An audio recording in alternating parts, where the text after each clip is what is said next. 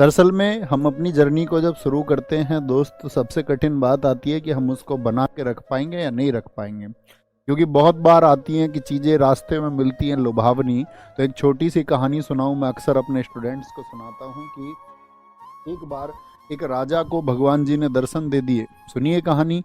तो राजा बड़ा जनता का हित चाहने वाला था। उसने कहा कि जी नहीं, ये जो दर्शन है ये तुम मेरी प्रजा को भी दो, मेरी जनता को भी दो। तो राजा ने कहा ठीक है, अगर तुम्हें लगता है कि तुम्हारी जो प्रजा है ये डिजर्व करती है कि तुम्हारे साथ में प्रभु के दर्शन करे, तो कल इनको पहाड़ी पे ले आना। तो कहते हैं राजा के साथ में जब भीड़ चली, तो सबसे पहले भीड़ को दिखा एक आपका क्या बोलते हैं उसको, चांदी का भंडार, मतलब एक सिल्वर स्टोर दिख गया। तो आधे लोग भाग गए। थोड़ी दूर चलने पे दिखा भैया आपका सोने का भंडार, तो आधे लोग जो बचे हुए थे वो भी भाग गए।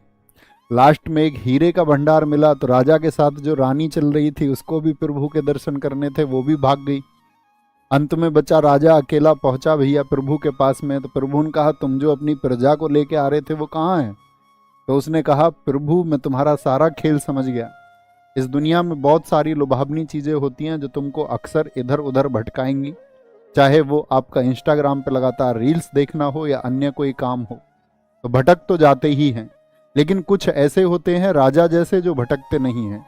तो कहने का मतलब है राजा जैसा होना पड़ेगा राजा होने के लिए, ठीक है? तभी कुछ अचीव कर पाओगे, और वो अचीव कर पाओगे तो वो खुशी भी आप ही महसूस कर पाओगे। बाकी दुनिया तो विषाद में रहती है, दुख में रहती है, शोरों में रहती है, और उस दुख में समय काटती रहती है, और फिर उनसे ईर्ष्या करते हैं जो सफल हैं। ठीक है।